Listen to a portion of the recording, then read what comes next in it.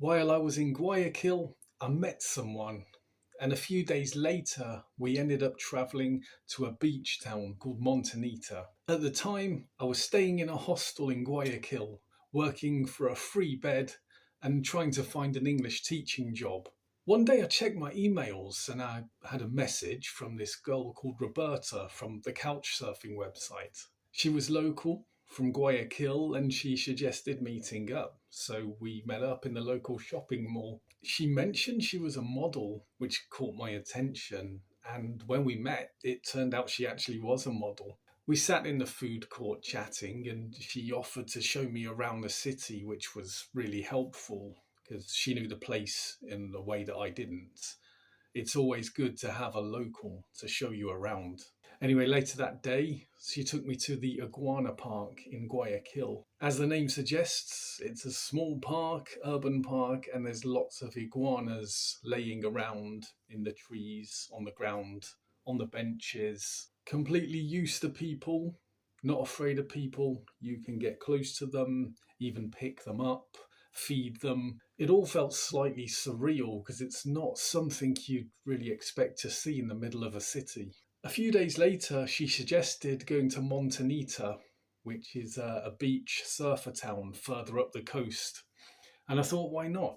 So we went to the bus station, and while we were waiting, two police officers came up to me and started asking questions: where I was from, where I was going, did I have any ID? I didn't have my passport on me, but I showed them a Western Union receipt with my passport number on it, and that satisfied them. They even asked what London was like, and I said, well, big, cold, and expensive. Then we got on the bus and headed towards the coast. As we left Guayaquil, the city gave way to this dry, scrubby landscape, and then eventually to the sea. It's about a 5-hour journey from Guayaquil. And Montanita itself felt completely different. It was full of backpackers and surfers, small bars, wooden rustic buildings. Yeah, it was much more quieter and looser and unstructured than Guayaquil. And that day I went in the sea bodyboarding, really good Pacific waves, not too small but not too big either. Nice. Roberta couldn't swim, so she just sat on the beach.